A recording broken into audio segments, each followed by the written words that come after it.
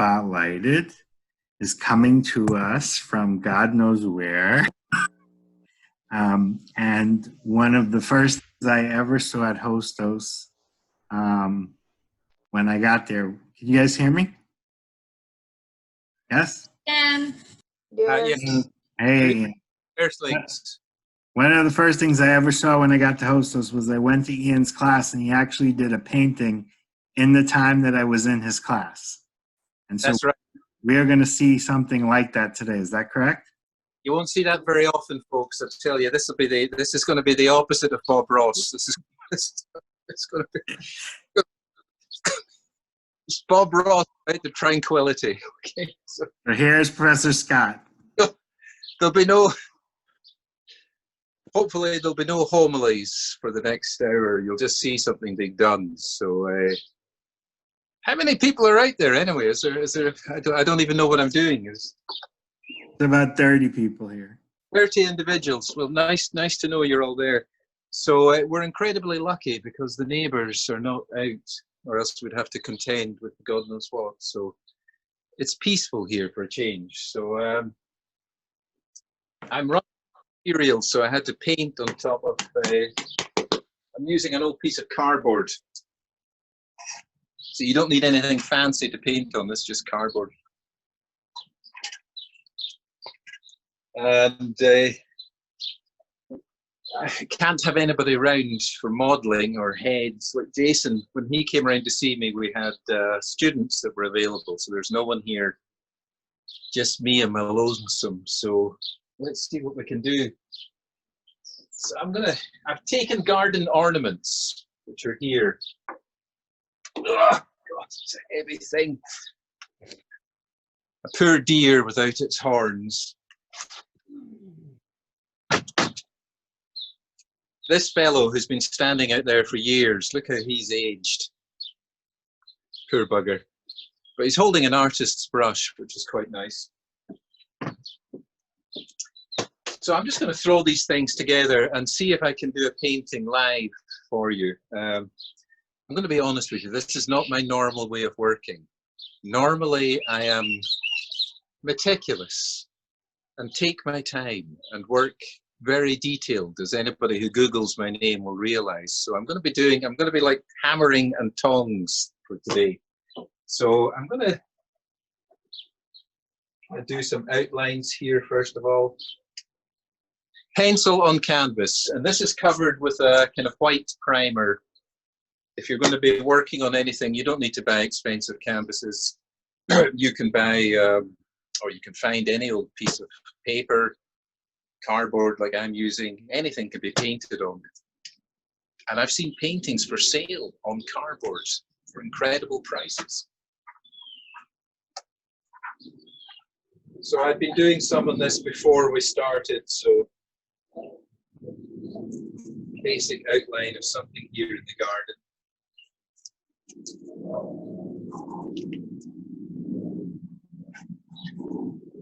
I don't have a cameraman, so this is all going to be done kind of static, and I'll move towards you.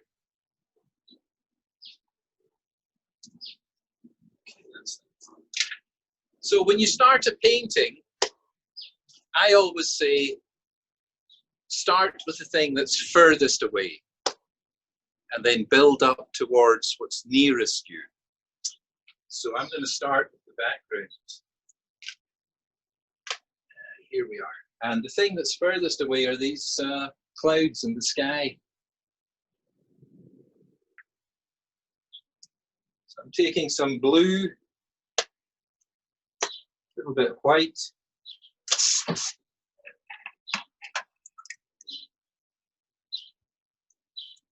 I hope you can all see this. Mix those together. So I'm just going to plaster this all over the background.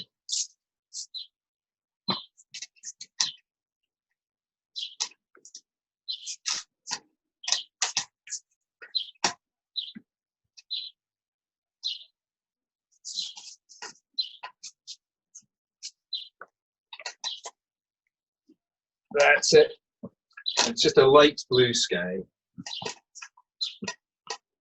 Hey, Ian, where are you? I'm in Bay Ridge in Brooklyn. It's not so far from where you have Staten Island, and the street's not bad. It's pretty quiet actually, which suits me because it's the nearest I could find to Scotland in New York City. And I like watching these birds. If you behind me there, last week I painted the tree this guy has in the other garden. It's I hear them.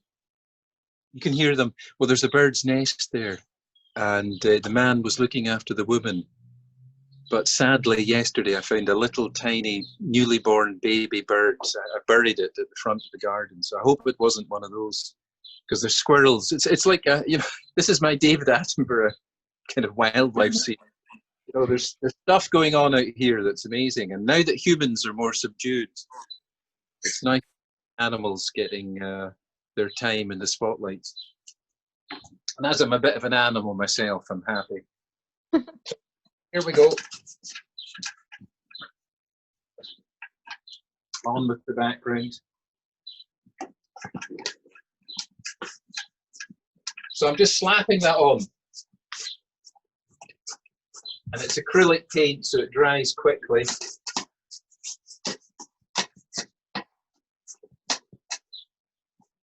There you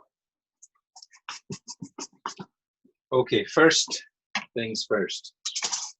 Now I'm going to, I don't know if you can see there, oh Christ, yes, there's a tree at the background there. Let me move this a bit. It's a big tree, about 100 feet high. So I've sketched it in quickly. So I'm going to work on it next. It's the next thing I'm seeing. So, as I said, start with what's furthest away and work to what is closer. So further away from me, there inside the tree are the branches. Right. Here we go. Different browns. Some black.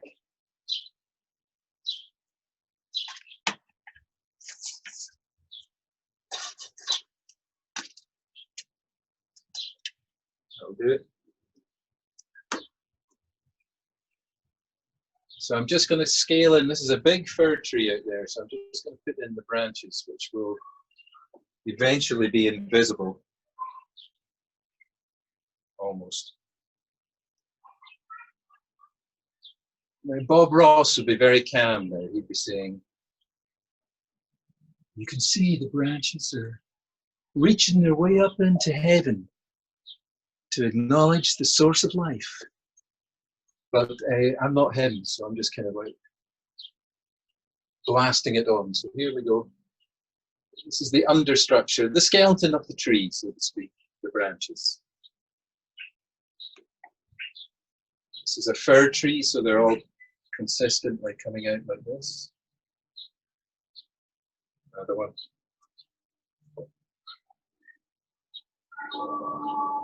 When you go to YouTube, most of the artists' films are speeded up, so this is all done in fast motion. We have luxury of time.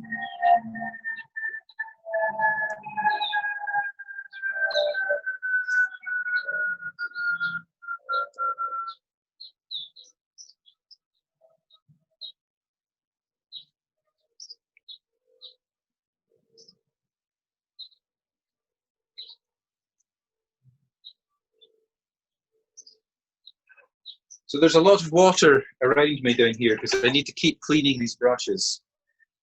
Whenever you're painting, I think some of you may be laboring under the illusion that I'm going to do an art class here just now, so I'll maybe try a little bit of that. But one thing when you're doing painting, you want to have something like I'm wearing, an apron, because it doubles up as a way of cleaning brushes. See that?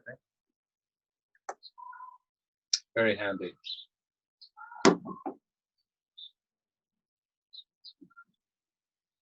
Okay, so I don't need every single piece of them on there just to get the structure of the tree. That's underneath that man. So now I'm going to just quickly do the first layer of, I'm trying to think there for a minute. I wouldn't call them leaves. They're kind of bristles of the fir tree. They're kind of little spiky sharp things. So I wouldn't exactly call them leaves. There's something different. So I'm going to put out a variety of greens, viridian green, sap green, that's a good name. There must be somebody whose job is to make up all these names. Here was someone who wasn't very imaginative. He just called it light, or she just called it light green. I like sap green. Oh, hey! That one burst out with a vengeance. And this one is, oh boy, this one's almost unpronounceable. And if you did pronounce it, you could get into trouble. It's Phthalo. Fallow, whatever that is, fallow green. Probably a scientist watching amongst all of you out there who knows these names. I'm just an artist. So where are we? Right. So when you're doing a painting, I always tell them, start loose, finish tight. So we are starting incredibly loose. And if I ever did want to work up this painting in future, I could start to do very tight stuff later, but that's very boring to watch. So we're just going to knock on the bristles. Greeny. Use a bigger brush. Try this.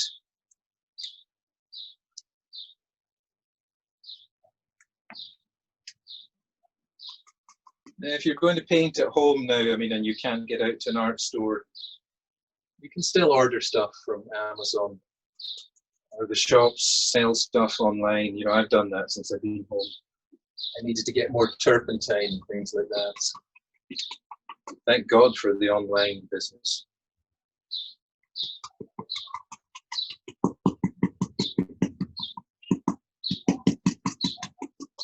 So I'm just going to hammer and tongs this. I'm not concentrating, I'm just going to get as much green in as I can.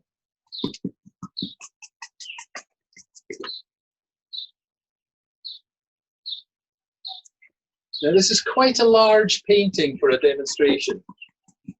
A lot of stuff you'll see on YouTube, they demonstrate is quite small, you know, but this is about 30 inches by 40 inches piece of cardboard, so it's fairly big.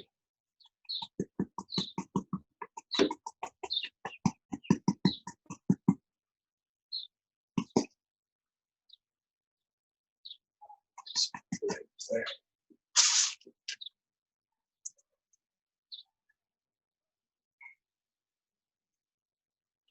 So feel free to ask any questions while I'm doing this. You know, I'll try and answer you, but sometimes I'll just go into a kind of silence and you can watch it evolving.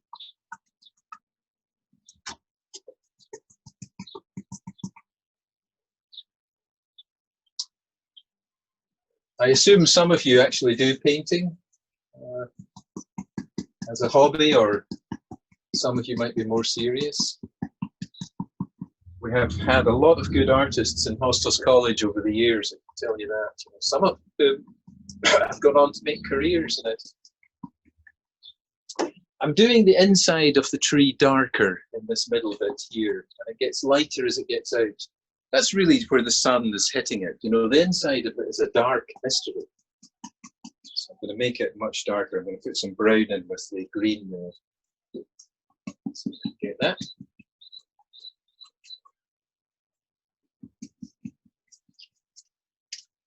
Yeah. So it's nice weather here, thank God.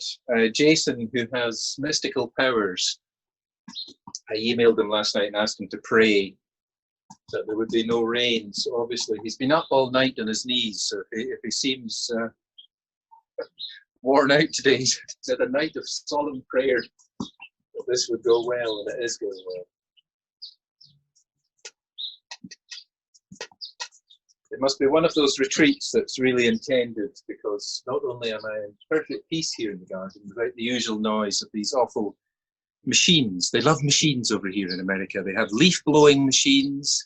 They have water I don't know what they're called. These high powered hoses. They've got every goddamn.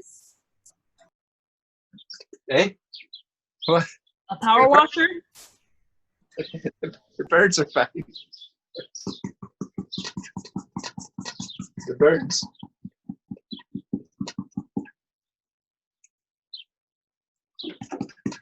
There we go. Now I'd sketched in the gnome. He's going to come in later. He's doing that just before you started here.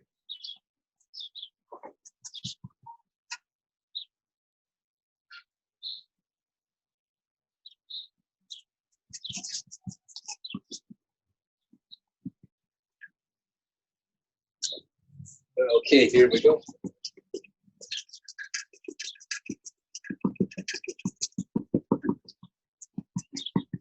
Painting isn't really good for those people who are very literal minded, you know, and want everything like a photograph. You know, that's most people think like that, you know, they have a very, I wouldn't say limited, but they have a very kind of narrow viewpoint of reality. So they probably, you know, if those people who find it difficult to paint are probably kind of stuck, not so much in terms of talent, but in terms of the thinking. You know, the thinking is important. You have to have a kind of freer kind of thinking than is common amongst people. And that takes some working on. So I hope what I say makes sense. I'm just making it up as I go along.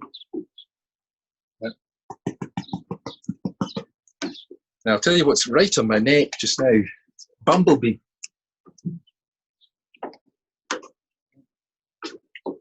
Jesus. It's gone. You see, I told you this was going to be exciting. That thing was down the back of my shirt. It's a big one. Messenger of Satan.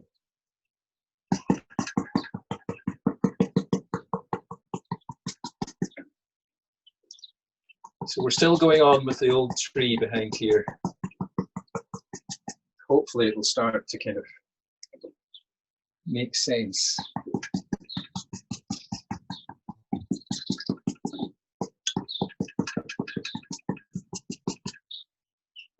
Let's see if I get a bigger brush. Nice one. This is actually a Bob Ross brush. And I must admit, his paintings are okay, but I prefer his brushes. I prefer his brushes to his paintings. His paintings always look the same.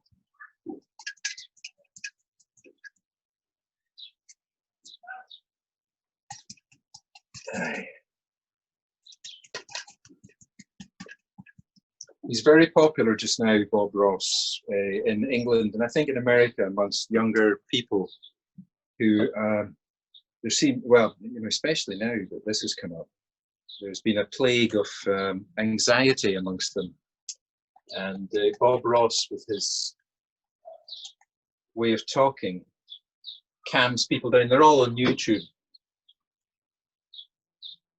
I don't think I would get that job.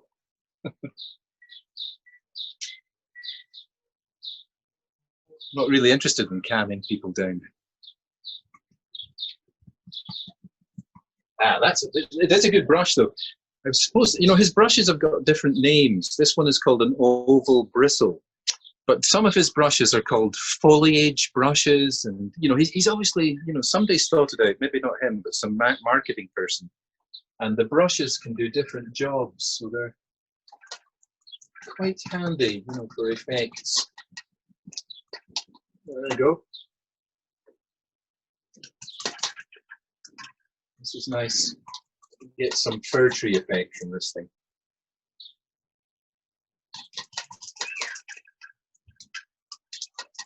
At this point in time, I'm thinking, God,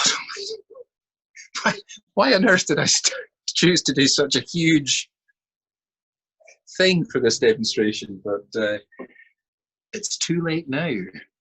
In for a penny, in for a pound. Still at it. When you do work like this, it's not like sitting on your desk just plodding away. I'm building up a sweat because it's actually quite a bit of physical work on a big painting like this.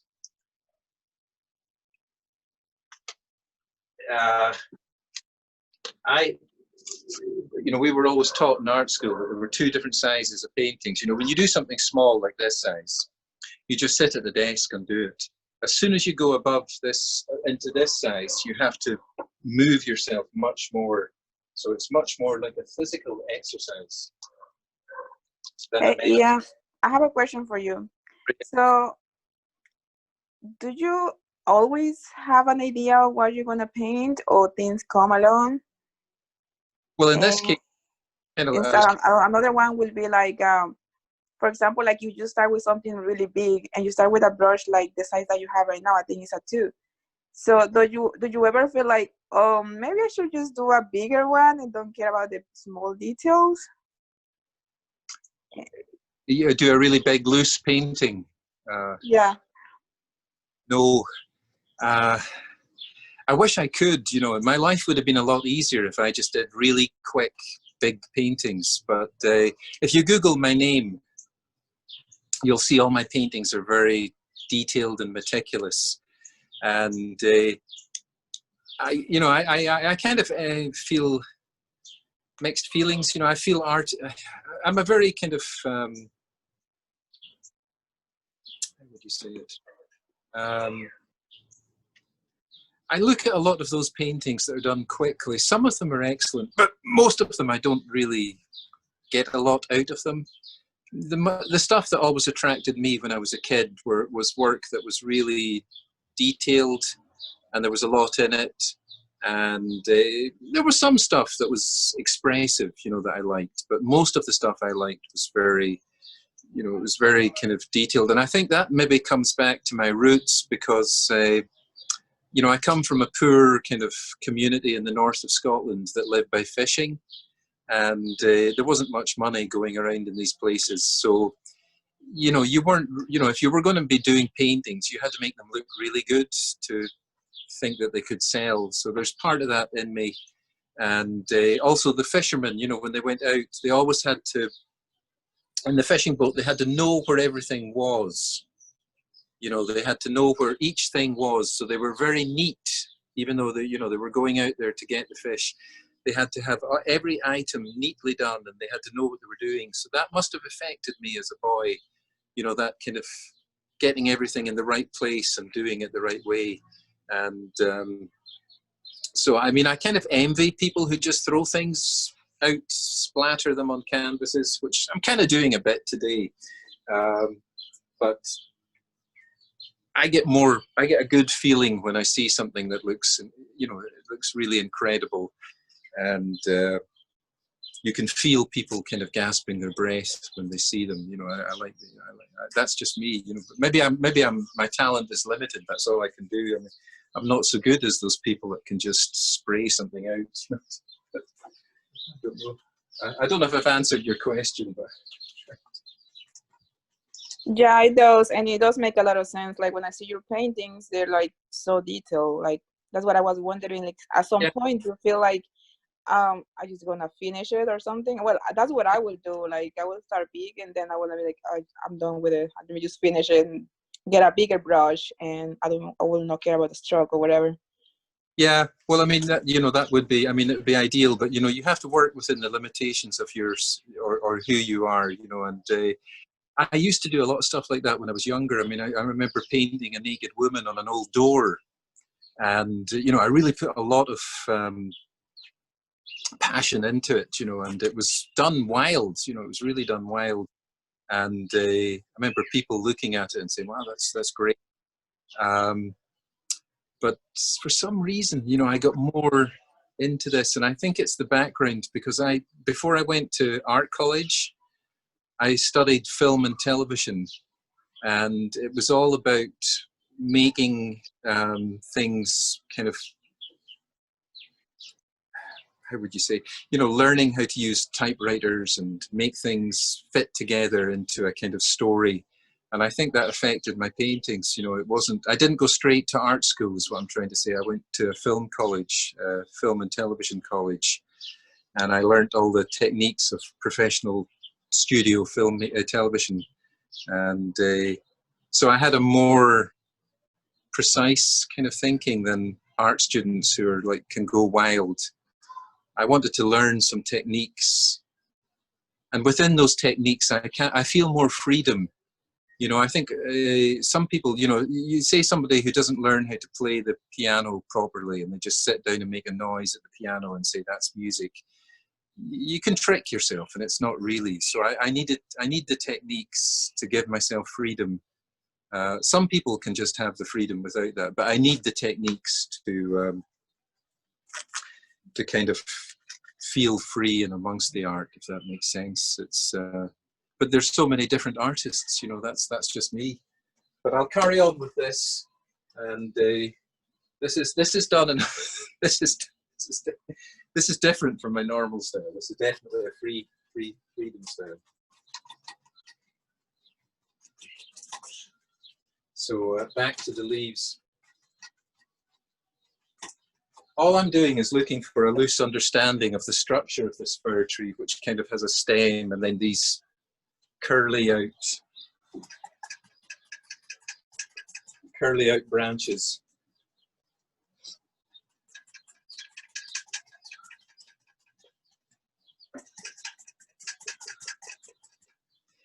I'm doing, everything I'm doing here is new for me. I mean, I never usually paint in acrylics, and I very seldom paint outdoors. I'm really a studio artist, but you should always try different things. All right.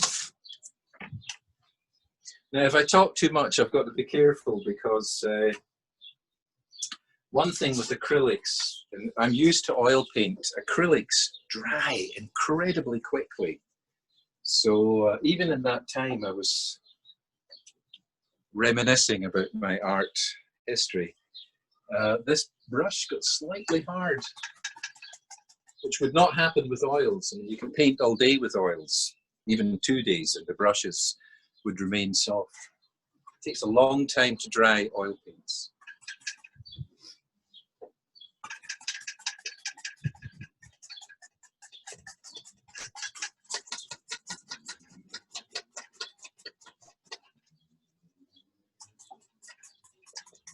Yeah.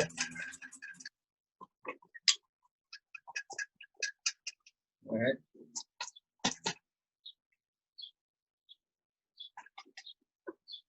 Okay.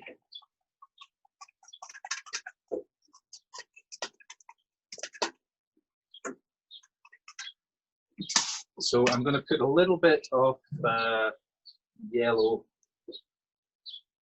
I'm going to put a little bit of yellow with the green.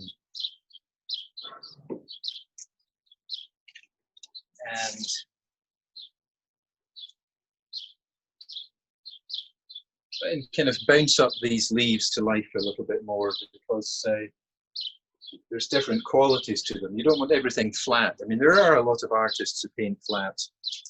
If you look at different cultures, I was talking about this with somebody yesterday. I mean, the Western kind of culture has always been trying to do these paintings with shadows and reality like that. If you go to Japan, the images are kind of flat. you know, prior to their contemporary times. So they always did flat kind of prints with blocks of colours. And in Africa, you didn't see so much painting. Recently, they're doing painting, but most of Africa I associate with sculptures. These tremendous things. You can see them in the Metro. Well, not just now, sadly, but at some time when it opens up, the Metropolitan Museum have got a lot of them, and they were a very powerful influence on Western artists. You know, who took the imagery from them, like Picasso. I mean, he's definitely used on his painting in the Museum of Modern Art called it's French, I can't remember how to say it, Madame de Zoleo or something like that. You know, it's a bunch of women all in a circle. It's a big painting, and but some of their faces are African masks. And you'll know it if you see. It's the main Picasso painting in the Museum of Modern Art. I think there were actually prostitutes, and he'd got them all in this circle where they're all standing around, and they've got these African masks. Two of them have got these. It's obviously he's copied it from these masks in Paris, which is interesting to show how that influence took place on Western art. But I'm going to do this in a kind of Western style to an extent.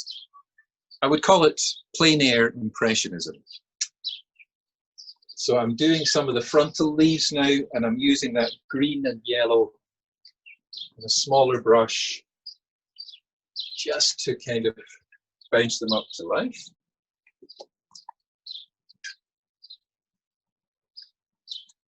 I don't want a dead flat thing at the background here.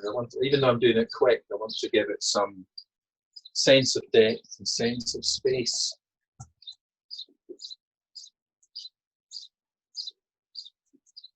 Now, when I was young, I used to marvel at people doing things like this, you know, but if you put your mind to it, you can do anything. You know, it's really a case of, I remember someone saying this years ago. I mean, it's 1% genius and 99% perseverance, or something like that. I don't know who said it. Thomas Edison or one of these guys. But it's very true. I mean, if you're perseverant at something, you can create miracles. And what does perseverance mean? It means keeping doing it for years against all the odds. You know, I was telling somebody yesterday. You said, you know, as I said, I have no silver spoon born in my mouth. I mean, at one time I was homeless, I was asleep on people's floors. When I was in my 20s, I did a series of shitty jobs, but I enjoyed them because I learned something from them. I worked in an old folks' home. I took them to the toilets. I dug graves to put people to their final resting place, and worked in a prison. You know, I was teaching art in a prison. And all these jobs taught me something, you know, about the three fundamentals of suffering in the home, with the old folks, and there was young handicapped people, and death. You learn about that in a graveyard, if nothing else, and you know, greed and ignorance and anger. You learn about that in a prison. And those three poisons are things that result in people ending up in these. You know, there was a few who were just unlucky, but a lot of them were victims of their own impulses. So you learn about that. So you know, you can take anything, good or bad, and use it to your advantage to learn from.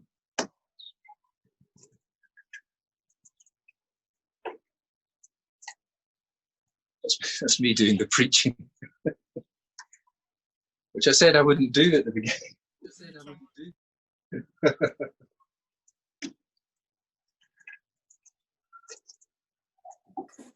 Cool. You're all sitting there so patiently. I wish I had a cameraman or woman to kind of move this around a bit. But it's like you know, those guys who play all the musical instruments with one machine. A one-man band. That's the word it's looking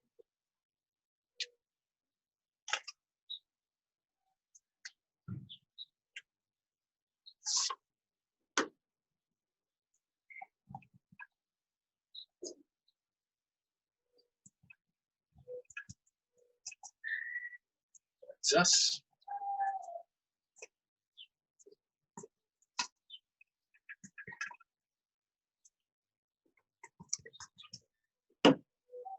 I don't know if that's making any sense, but it's, I haven't really looked at it, so let's see what we've got.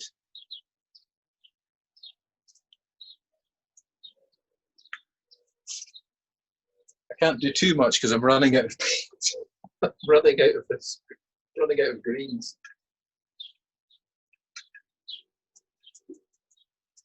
It's a lean, mean green machine. Let's get going.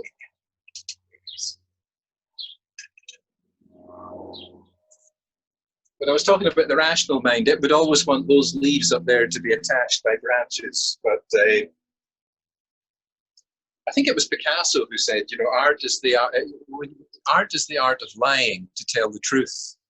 So I'm lying. These leaves are flying up there and they're not attached to it.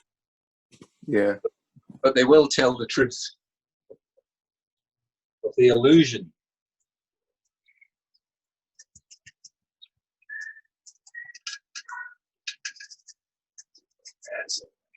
Okay, right. So I'm going to rip off that sheet. I always tell the students in Hostos, use paper palettes because you can just get rid of one color like that. So you don't have to clean the whole thing. And the whole start with the next color, which I'm going to use this one. Here's a nice name. Not just red, vermilion.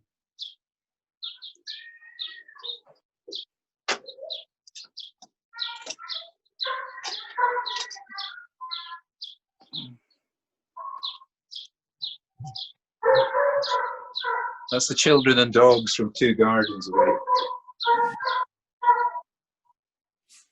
Know them well.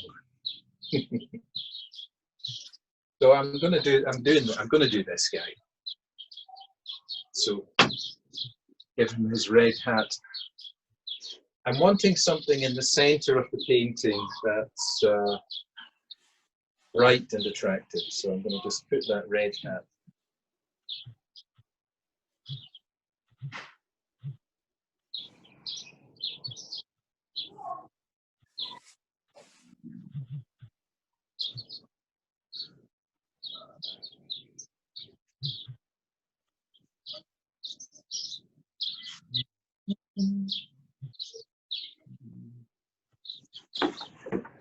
Okay, garden gnome. Moment in the limelight. He stood there for years doing nothing, so it's about time. Professor Ian Scott, hi, this is German Santos. Oh, hey, German. Nice to hear you. One of your former students. I'm out here, I tell you. Yeah. Yeah. I just wanted to say that you've done a phenomenal job so far. Okay? Yeah, thanks, man. I needed to hear that because I'm not even sure what I'm doing. Okay. Thank you. Me neither. Me neither. Me neither. Me neither. Sometimes I get confused when I try to come up with ideas, you know? Yeah, I do too. In fact, I think the more you try to come up with ideas, the less ideas you have. You know, you can't force it. You know, it's one of those things. Of course, Professor. It's about being open-minded. It's about being aware of what you're doing. That's all. Yeah. You know, if you can, especially once you get to my age, you'll meet a lot of people when they get older. They're very closed down. You know, because I'll tell you what. You know, life is easy, as we're all understand. You know, those who labor under the illusion that you're set on this life will be all. Because the more you look for happiness, the more unhappy. It's not. That's not the desire. Leave you happiness. Tell you. I couldn't agree more. Keep up the good work, Professor. Okay. I couldn't agree more. You know. Oh, I always loved you, man. I mean, I know. I knew we were always on the same page. Absolutely, absolutely. Never changed. I continue to support you, okay? For the rest of our lives. And Absolutely. for eternity. That's right. Always going to be there for you. Now, Thank you, Professor. love you, man. God bless. I'm going to try and get this. Keep on painting, all right? Keep on painting. You're going to get there. Yeah, I'm struggling right now, I'm telling you. Okay. So I'm going to do the, where is it? Yeah. Try some of the skin texture in that thing. I tell you, it's bloody hot out here. Are we still on? It's gone dead now.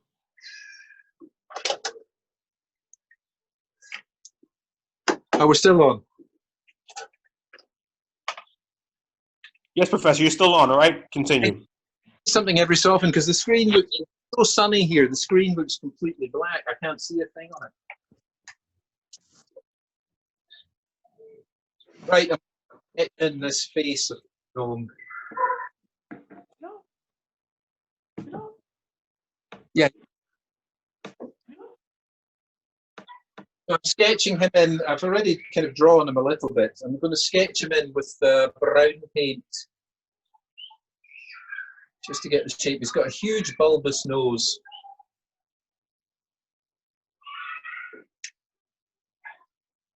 I like ugly faces. They're easier to paint. Babies are terrible because you can't, you know, there's not much character in them, you know, and I like painting characters.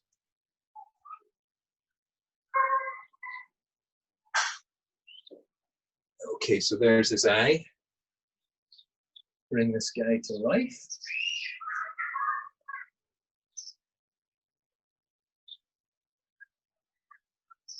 Eye number 2. This is going to give me a template to work on.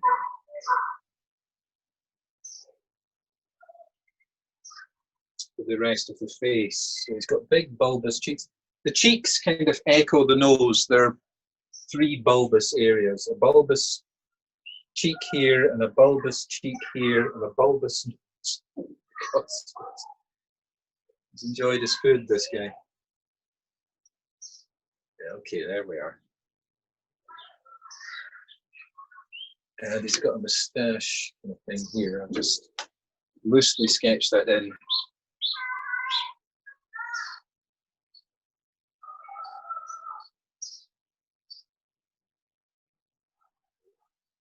There he is.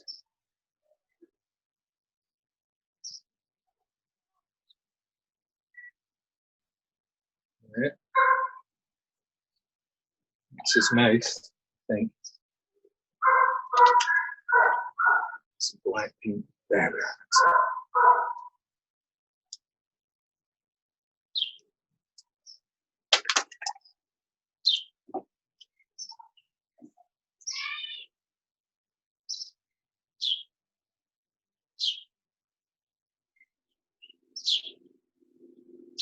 There it is.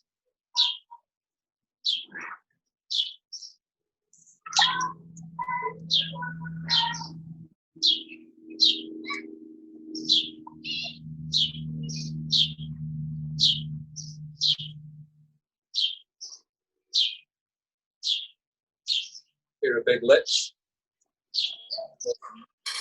And he's got. Can you also? Can you see this okay, yeah?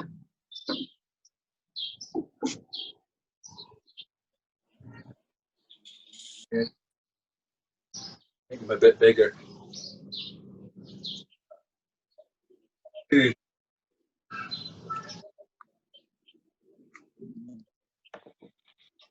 Professor Scott, I can see the trees and I could also see the background as well. Okay. Can you see this character? Can you see the head, Chairman? Yes, sir. You can see it? Yes, sir. Okay, thank you.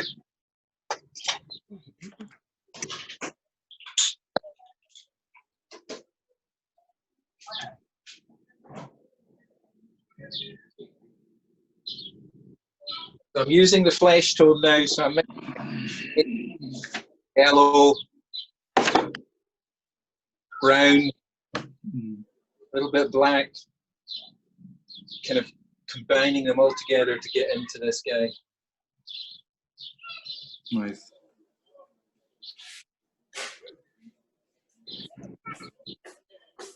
Ears, so I'll put it there.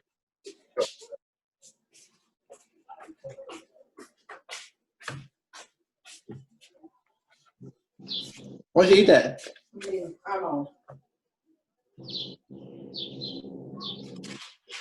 Look at that shape. Ooh.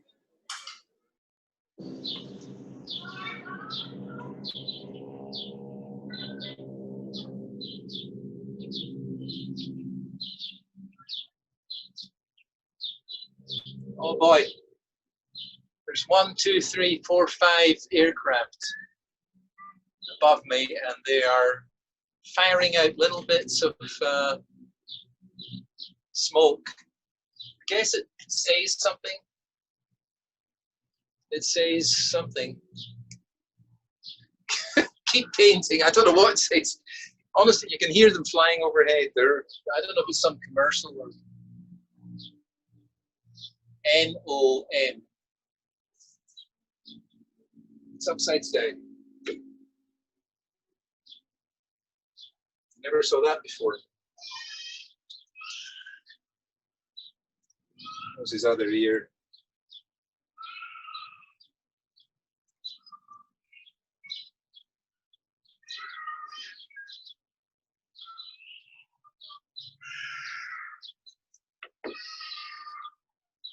That's nice. Can you hear that screaming brat in the distance?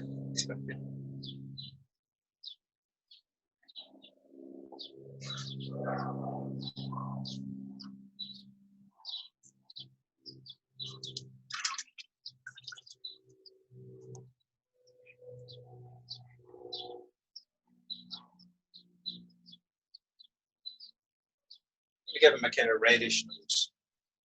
He likes his beer. They look like beer drinkers.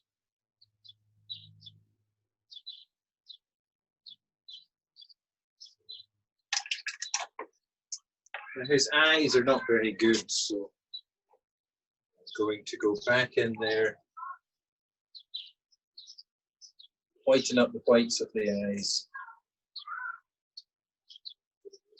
and darken up the darks of the eyes. Can't tell what colour his eyes are, so I'm going to do the same as me, brown.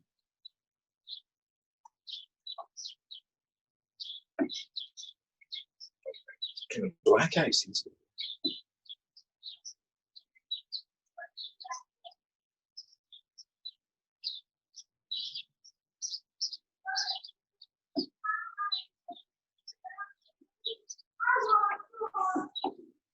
Mm-hmm.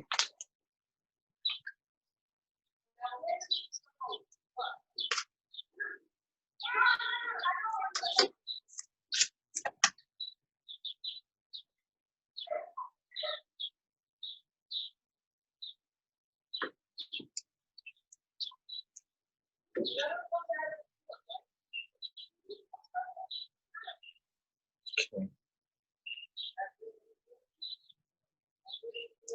Now the hands.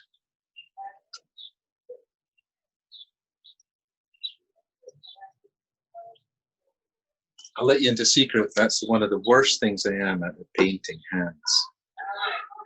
If anything can go wrong in a painting, the hand is it. It's so tricky. So I'm just going to muffle these hands in. Even if you look at a master artist like Rembrandt, if you look at his hands, you don't notice them because he kind of muffles them. I don't think he was very good at painting hands either. And then you'll get other artists like the German, Albrecht Dürer. My God, that guy could paint hands. You probably don't know the name, but your parents or somebody in your house, if you're Catholic, the beautiful Brooklyn dulcet tones. You'll see a painting, a drawing of a pair of hands praying like that. That was done by Albert Dürer. It's the most famous drawing of two hands praying. He could really do hands.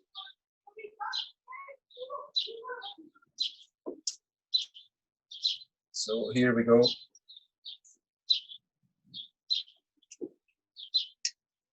Sketch them in with the brown paint first of all.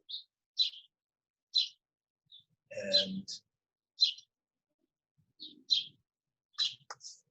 some flesh on them.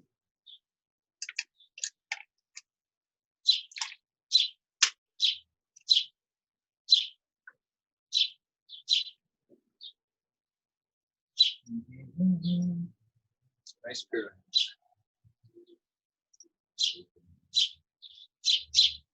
We'll waffle these hands.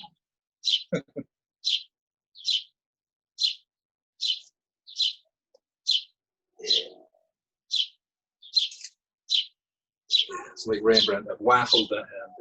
We'll do the same with the other ones.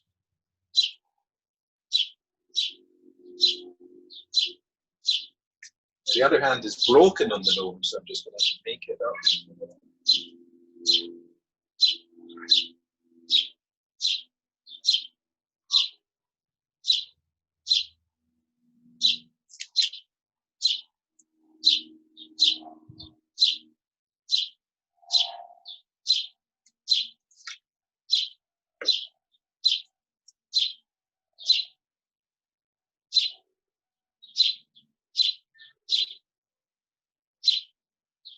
So I couldn't really think of what to paint, so this was just all that was handy here in the backyard.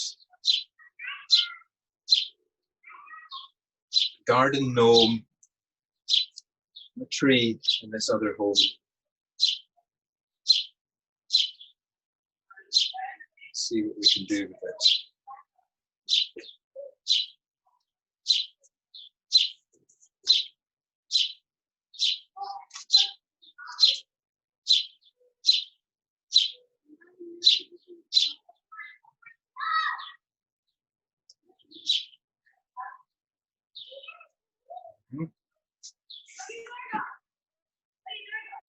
Okay, it's coming.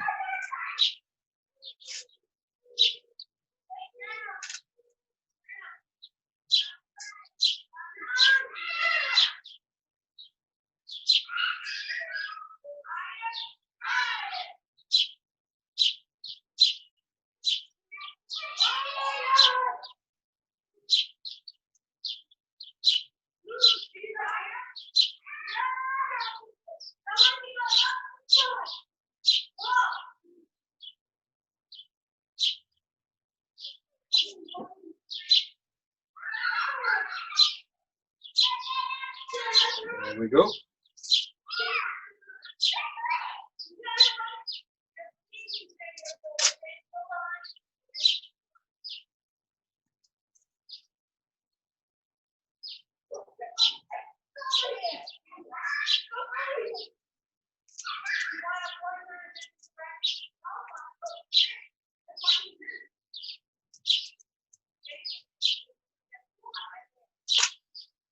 Okay, now the hat's got a kind of rip in it or something. I think he's kind of half human and half wood, or half gnome and half wood.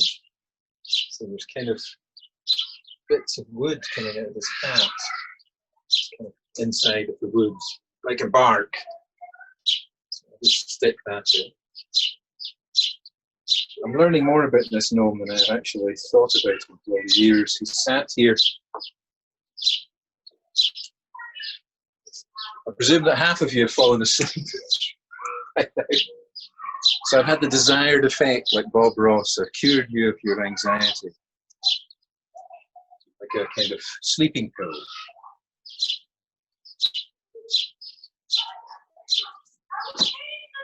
Okay, so I'm just going to get his...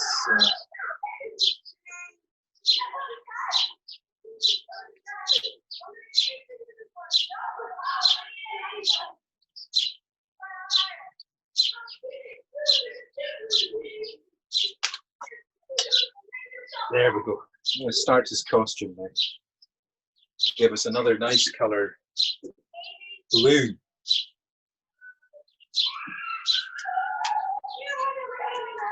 It's another color I'm running out of, actually. I think the sky sucked up a lot of my blue. Here we go.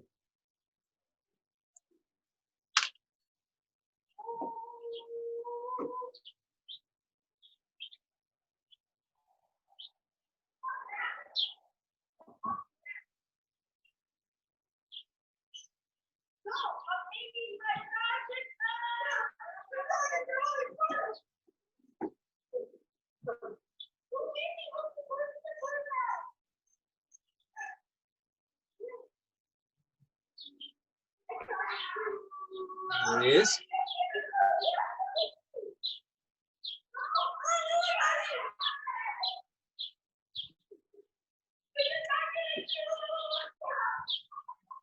These children probably won't shut up for hours, you know, they have to endure this constantly. So it's a shame.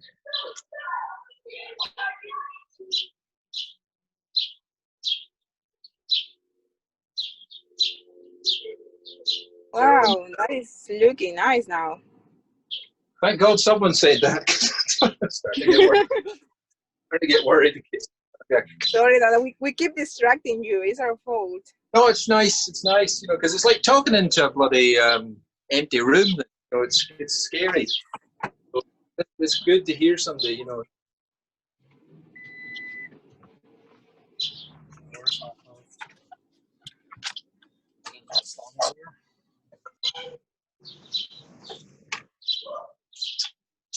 So I'm going to try this. Here we go.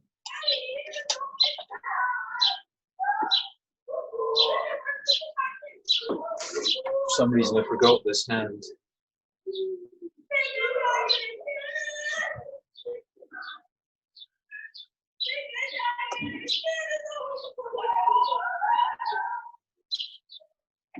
One thing I've noticed since I've been over here is, I hate to say it, American children are a lot noisier than British children.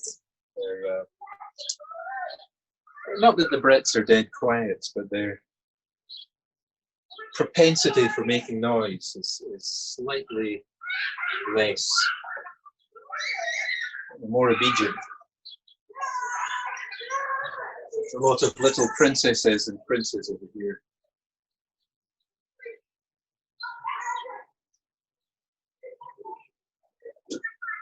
Enough of that. Some of you will know exactly what I'm meaning.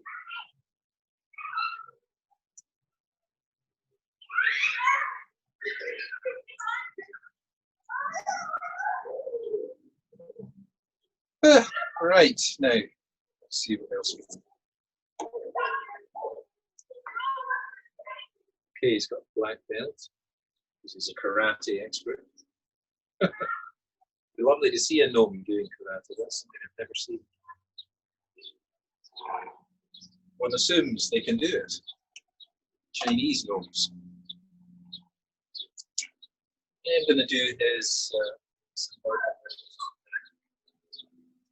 He's got funny boots. It's like his legs are almost the same as the boots.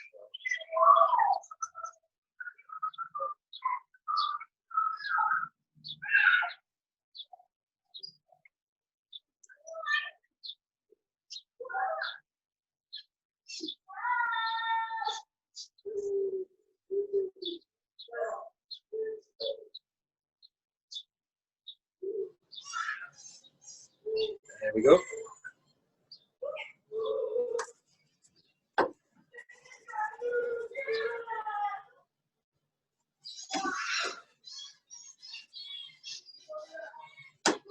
Let's get some more black on those boots. I've never understood some of the names of paint. I understand. I was saying that to you earlier, but some of them I never understand, like Mars black. I mean, Mars is the red planet, so somebody must have a job coming up with these incredible names that make no sense. Mars black.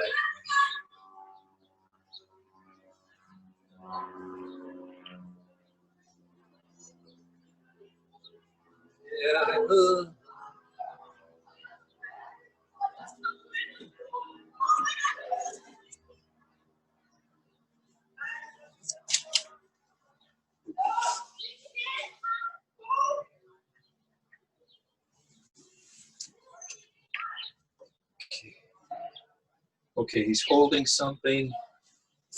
Let's make it a paintbrush because he's an artist. And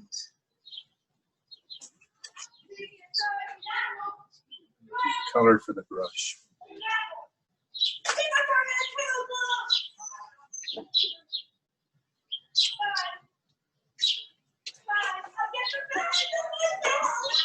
Give him a nice purple brush.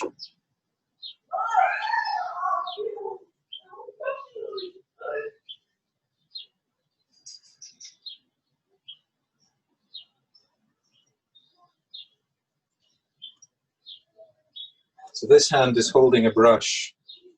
There it goes.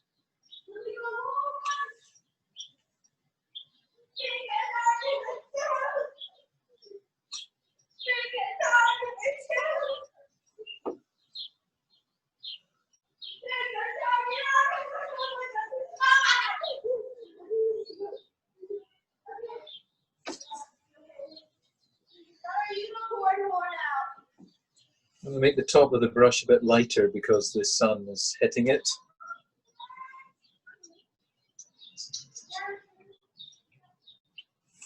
There we go. And then the hairs.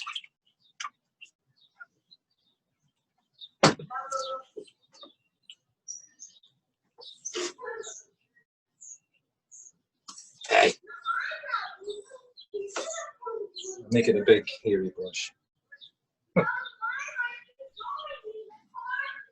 Hey, Ian. Who's this? Jason? Yeah. What time is it now? Just about 4. It's 4:02. Right, shall I just finish it then for them? Yeah. Well, let me just do the last strokes then, because this is taking a bit longer than expected. I'm going to put his beard on.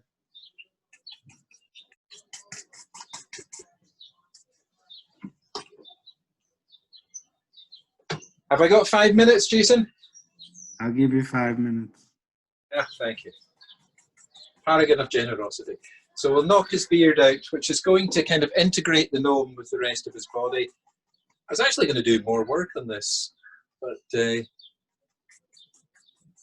won't be able to today.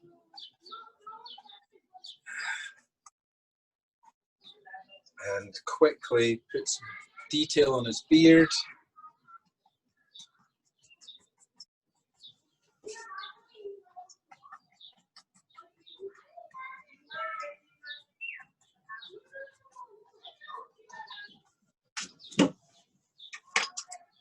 How many more minutes have I got left, Jason? 4? 2. Eh? 2. 2. All right, so I'm almost finished.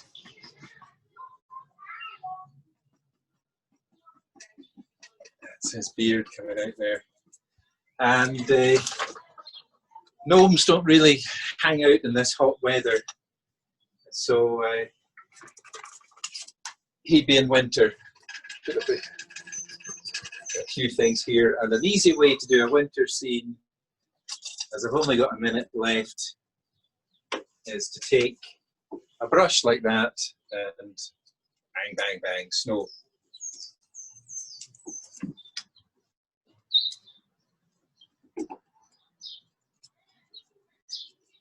I would do a lot more, but tempus fugit, time has flown. There he is in the snow. Da, da, da, da, da. I would do more snow, but time stops for no artist. So there's a gnome in the snow. Yes. Yes. Yeah, baby. Thank you, Professor Scott. Happy in the snow. Can y'all see that? Let me move it. I've probably painted bits of this and some of you have seen nothing, but there he is. Yeah, baby. There's one I did earlier.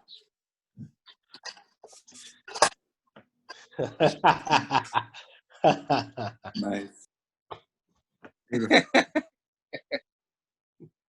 was trying to get them to look like Jason. Do you think in about 30 years that's going to help me? He looks Okay, just folks. like him. It does. It's Jason.